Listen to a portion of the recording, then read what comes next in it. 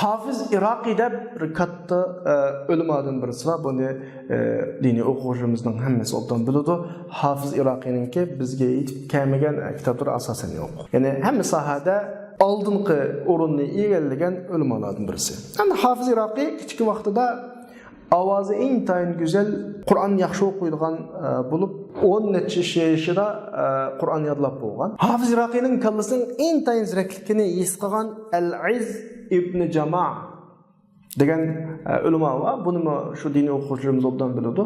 Buni bayqagandan keyin buni chaqirib akilib qo'y o ilmi qiroatni. Ya'ni Hafiz Iraqiy shu vaqtda bir necha xil qiroatlarni egallab Qur'onni go'zal shaklda o'qish sohasida bir ketganda hamdi.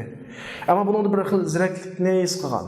Shuning bilan Al-Iz ibn Jama' buni chaqirib akilib sen bu qiroat ilmini o'qib qo'yib shar'iy ilmlar bilan shug'ullangan.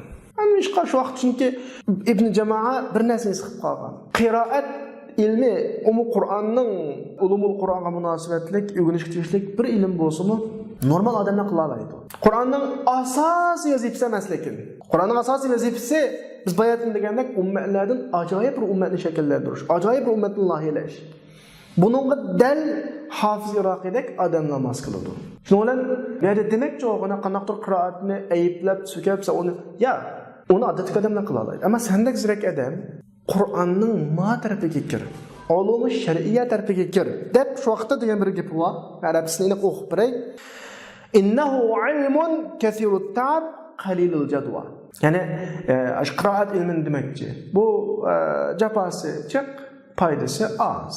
Şu Qur'on o'qiysa, boshqalar voy ovozi go'zal ekan deydi, azroq ta'sirlanadi, ketadi, tugaydi. Amaliyotda sen go'zal ovoz bilan o'qigan Qur'on bilan yana birisininki senda go'zal ovoz bo'lmagan birisininki o'qigan Qur'onning savob jihatda cho'ng farqi yo'q. Bu cho'ng muhim emas. Eng muhimi nima desa, Qur'onning ummatni loyihalashi. Tamam, sen ulum-i shariyaga kirdi. Hafiz Iraqiy ulum-i shariyalarda birinchi numurli qadamga aylandi. Qur'on izohlandi, Qur'on tushunildi, shuning bilan Qur'on shu xil shakldagi insonlarni yetildirib Salohiddin Ayyubiy chiqdi, Quddusni ozod qildi. Qur'onning maqsadi bu. Biz muddal bu tafsir o'qishga maqsadimiz nima desa, bizningki hayot uslubimizni Qur'onga yarasha, Qur'onga mos shaklda loyihab oramizdan Salohiddin Ayyubiylarni chiqarish, olib varislarni chiqarish. Masala bu.